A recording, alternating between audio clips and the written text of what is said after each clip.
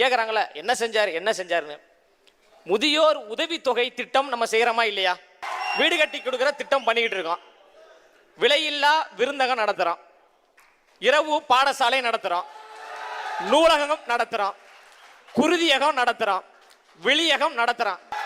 அவருடைய சொந்த பணத்தை, அவர் உழைத்த பணத்தை, அவர் வேர்வை சிந்திய பணத்தை மக்களுக்கு உதவி செய்து கொண்டிருக்கார். 15 ஆண்டுகளுக்கு மேலாக அவர் உதவி செய்ததால் தான் அவர் திரையிலிருந்து வரார் என்பதற்காக மக்கள் கூட்டமாக வரல.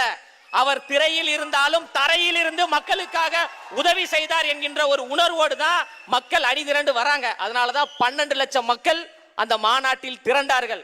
அத்தனை பேருக்கு பெயில் வாங்கி வெளியே எடுக்கிறதுக்குள்ள போதும் ஆயிடுச்சுங்க. இருந்த கருப்பு பணம் எல்லாம் போச்சு. எலெக்ஷன் வந்தா எவங்கிட்டையும் காசு இல்லை. ஏங்க அவ ஒழுங்கா ஒரு காலேஜ் கட்டிட்டு போயிருந்திருப்பான். சும்மா இருந்தவன நோண்டி சூப்பர் ஸ்டார் ஆக்கி விட்டீங்க. இப்ப அவன் ஊருக்கு ஒரு காலேஜ் ஓபன் பண்ணிட்டான். ரோடு போடுறான், தண்ணி கொண்டு வர்றான், மந்திரி சபை மாதிரி ஒவ்வொரு துறைக்கும் எக்ஸ்பர்ட் டீமை வச்சுக்கிட்டு ஒரு பிரைவேட் கவர்மெண்ட் நடத்திட்டு இருக்கா. விட்டா சிஎம் ஆயிடுவா போல இருக்க. எதிரிங்க உருவாகிறது இல்லைங்க, நாம தான் உருவாக்குறோம்.